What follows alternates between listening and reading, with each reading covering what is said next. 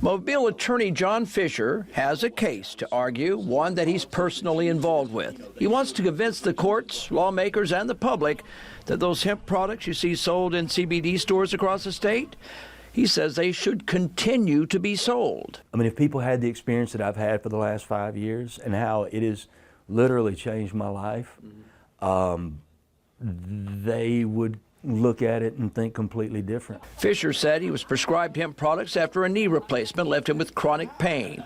Marijuana-based products, he says, helped him avoid alcohol and opiates. Well, tonight he was a guest on a program broadcast live on Mobile radio station FM Talk 1065. It's called Sweet Home Cannabama, a show paid for and hosted by this woman, Jennifer Boozer. We are doing real work. We are helping real people every single day. Boozer owns Cannabama, one of the oldest hemp product stores in the state. She's also CEO of the Alabama Hemp Trade Association.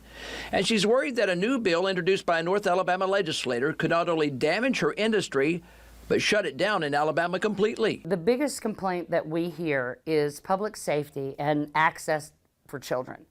And no one in the hemp industry that is a legitimate business person wants kids to have access to hemp. We don't want kids to get their parents' gummies any more than we want them to get their parents' beer.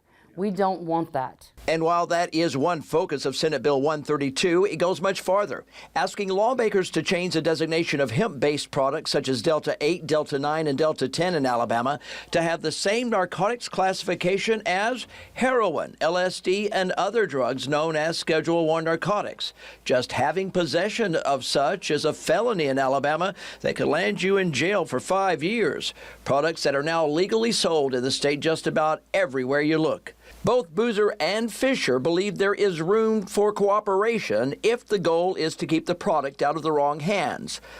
Boozer hopes to find a sponsor for a compromise bill that has been used in other states. Will Alabama lawmakers be receptive? I wish I knew a solid answer to that. I would like to think that because we have been working behind the scenes to create regulatory legislation ourselves. We want to self-regulate. We do self-regulate. But that's not a legitimate enough thing, apparently. So we want rules on the books that we are supposed to follow so that the ones who don't can be dealt with and move out of the way and allow the rest of us to operate our businesses with integrity.